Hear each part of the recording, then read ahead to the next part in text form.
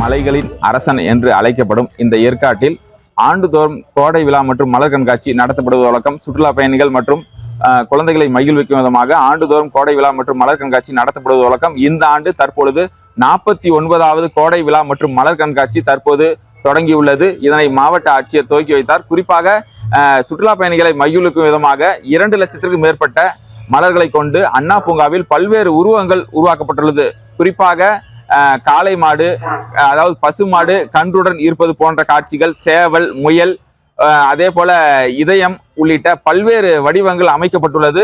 இதனை ஏராளமான சுற்றுலா பயணிகள் பார்த்து மகிழ்ந்து அதே போல புகைப்படம் எடுத்து வருகின்றனர். குறிப்பாக பிரம்மாண்ட அளவில் மலர்களை கொண்டு டெடிபேர் உருவாக்கப்பட்டுள்ளது. அந்த டெடிபேர் முன்பு நின்று ஏராளமானோர் மகிழ்ச்சியுடன் தங்களுடைய புகைப்படங்களை எடுத்து இந்த ஏற்காடு கோடை விழாவை மகிழ்ந்து வருகின்றனர். குறிப்பாக இன்று தொடங்கிய இந்த கோடை விழா மற்றும் மலர் கண்காட்சி வருகின்ற 28ஆம் தேதி வரை நடைபெற உள்ளது.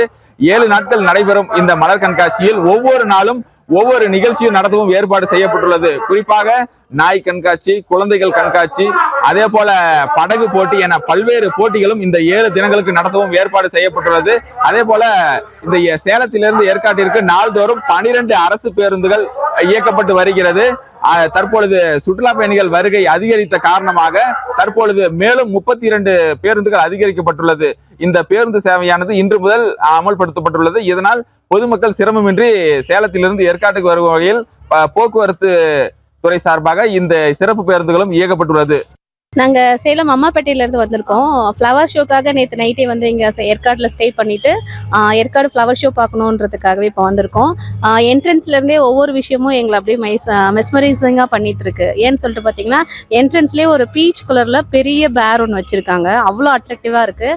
குழந்தைங்கள்லேருந்து பெரியவங்க வரைக்கும் என்ஜாய் பண்ணுற அளவுக்கு கொடுத்துருக்காங்க. ஃப்ளார்ஸ்லேயே ரெடி பண்ண ஃபேரிஸ் இருக்குது. டான்சிங் கேர்ள்ஸை வந்து ஃப்ளார்ஸ்லேயே ரெடி பண்ணியிருக்காங்க. கிட்ஸ் விரும்புகிற மாதிரி மிக்கி மவுஸ் எல்லாமே வந்து ஃப்ளார்ஸ்ல ரெடி பண்ணியிருக்காங்க. ஃபேமிலியோட வந்திருக்கோம். கிட்ஸ் ரொம்ப என்ஜாய் பண்ணாங்க. ரொம்ப ஹாப்பியாக இருந்தது. ஏற்காடு ஃப்ளவர் ஷோக்கு வந்திருந்தோம். இங்கே ஃப்ளவர்ஸ்லாம் நிறைய இருக்குது, அழகழகாக இருக்குது.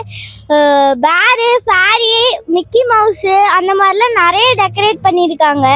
ரொம்ப ஜாலியாக இருக்குது. பிங்க் கலர் டெடி பேர் பார்த்தீங்களா?